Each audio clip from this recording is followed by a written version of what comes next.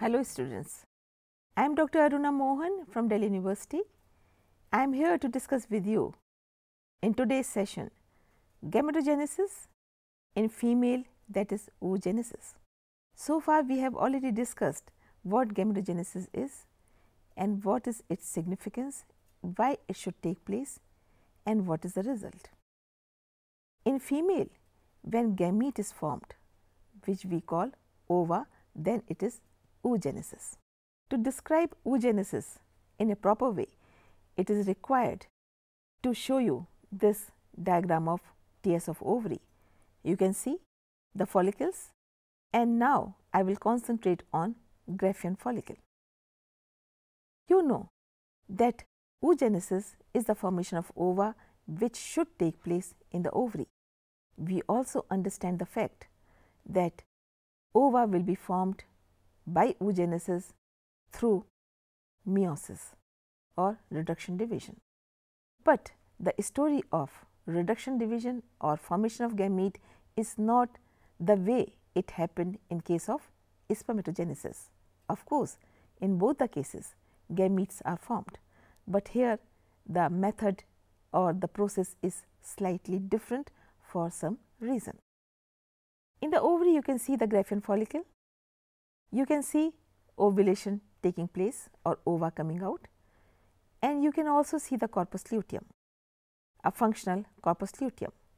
As I told you in the previous sessions that functional corpus luteum lies in ovary only for 14 days, and after that it dies, and then it is called corpus elatum.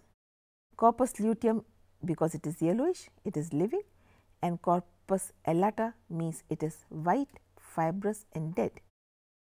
Dying of corpus luteum is important to initiate the next menstrual cycle and formation of ova in the next cycle. Please remember, students, that in case of man, once he starts making the sperms, that is at puberty, the process is continuous every day, every minute, every moment till the last day of his life. But that is not the case with females, that is not the case in women. At puberty, she starts with menstrual cycle and she gives out only one ova in 1 month. So, 12 ovas and 12 months or 1 year. Now try to imagine the reproductive life of female is limited. It starts at 14 and is over by 42, 44 or 46, where she enters into menopause. Now at 40 years, how many ova she will be able to release? From 14 to 44, you can calculate. Not many, some 400. But when we are born as a baby girl, we have millions of follicles in our ovary, and each follicle is capable of producing one ova, and meiotic division will take place in ovary. So, what is happening to other follicles? We are using only 40 or 50, maximum 60. We have thousands of follicles. The answer is these follicles, they support the other follicle which is developing fast, because the follicle which is developing fast will finally result into the formation of Graafian follicle. So, follicles in the neighborhood of this developing follicle will support, give nutrition and help, and that is how the number of follicles goes on reducing. And of course, this is hormonally controlled also. I did tell you there are two hormones, female sex hormones, estrogen and progesterone, which is coming out right from the ovary from inside. And other than this, there are some hormones coming out from pituitary which also help in cycling mechanism. Also, please appreciate the fact that man has no cyclical activity as far as his reproductive system is concerned, but as far as female is concerned, human female, there is cyclical activity, And of course, it is due to cyclical interplay of hormones, and this cycle begins right in the hypothalamus. So, the female's hypothalamus is cyclical. It cycles and produces hormones in a particular way, and that will make our pituitary cyclical. That will result into cycle in the ovary, and that will result into cycle in the uterus. So, we can call it hypothalamic cycle, pituitary or hypophyseal cycle, then ovarian cycle, then uterine cycle. See how complicated the female system is. And all these cycles, if they go correctly, then only ovulation will take place in the uterine cycle, which we also call menstrual cycle, and it finally leads into bleeding for 4 days.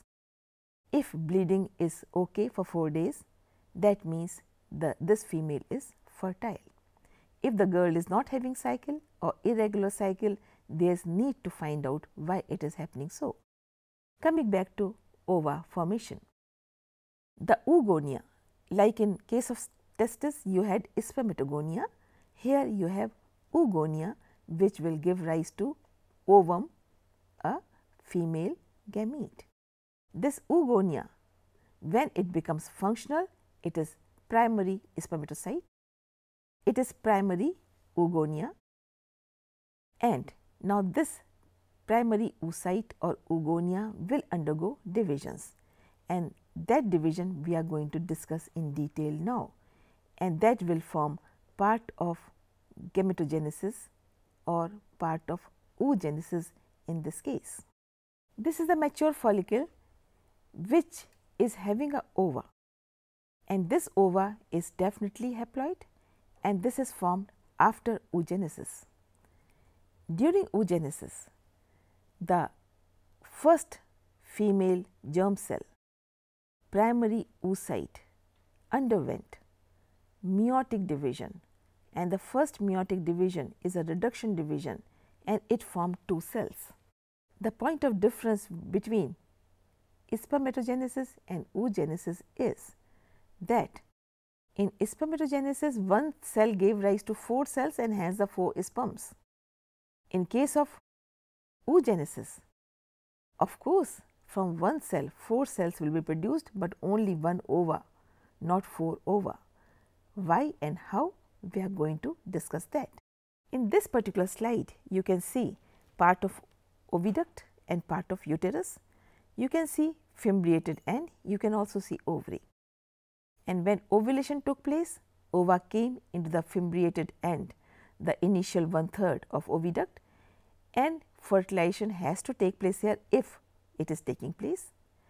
It is also numbered by days, 1 day, 2 days, 3 days. As I told you, life of ova is 2 days. If it is not fertilized, it will die. Now try to see up to what point it has reached in 2 days? Hardly 1/3. And if it is not fertilized, it will die at this point. It will not reach uterus. But if it is fertilized, you can see 2 celled stage at end of 2nd day, and then 4 celled stage towards the 3rd day, and then it is dividing further, because once zygote is formed, division begins 1 to 2, 2 to 4, 4 to 8, 8 to 16, and by the time it reaches uterus, the blastula which is formed, initially it is called morula because it looks like morula, mulberry kind of thing, and then it becomes round, it is called blastula, and it is like a ball of cells, and in this stage 16 or 32 cell stage, it reaches uterus. You can see it is getting implanted in the endometrium of uterus, and once implanted, the placenta is formed and further divisions will take place, and baby will form out of this in due course of time.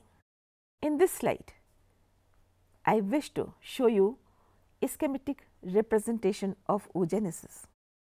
As I told you, the division will begin from oocyte. There are so many oocytes in the ovary. Some will become functional before the other, and these functional oocytes will be called primary oocytes.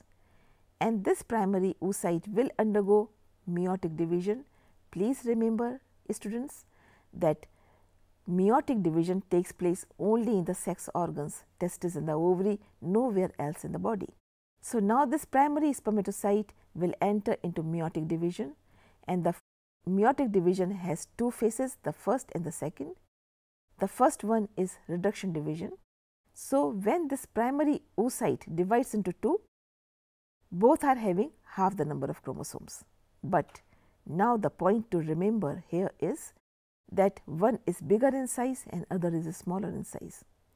In case of spermatogonia or in case of gametogenesis in man, both the cells were of equal size. Here it is not so. One is big, one is very small. The small one is called polar body and big one is a cell. Both are having half the number of chromosomes. Now, these two will undergo second division of meiosis, which is simple mitosis, and it will give rise to, the bigger one will divide into again unequally, one big and one small, you can see in the slide, and the small polar body, if divides, sometimes it divides, sometimes it does not. In some species it divides. If it divides, it will give rise to two polar bodies. So, what is the result? 3 polar bodies and 1 ova. So, division is unequal to make ova big. So, surface area is there for sperm to reach it easily.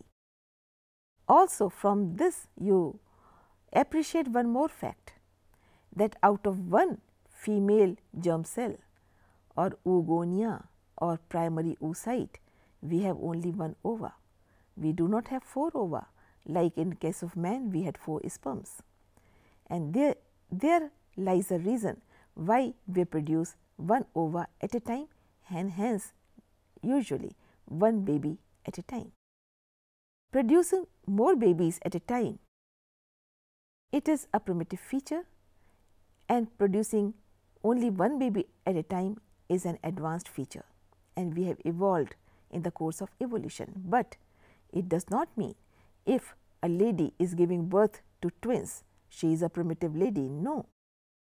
You know, then course of evolution, we are carrying some of the characters with us to prove that evolution has taken place and we are evolved from lower animals, and hence sometimes we do exhibit some primitive features and we can rather call them more advanced now. So, sometimes there are twins, identical or non-identical.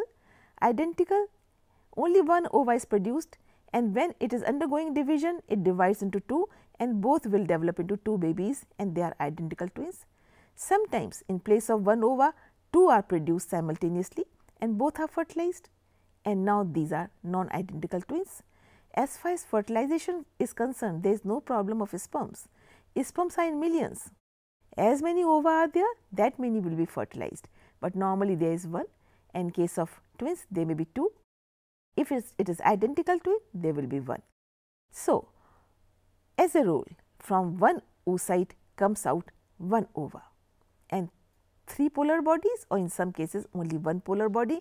Polar body though is haploid in nature, having half the number of chromosomes, but cannot act as ova and cannot proceed with fertilization or into the formation of a baby. So, with this we come to the end of this session of oogenesis, which is gametogenesis in a female body, which involves oocytes and also involves reduction division or meiotic division, and which results into formation of 1 ovum from 1 oocyte. I hope you have understood it. Thank you very much.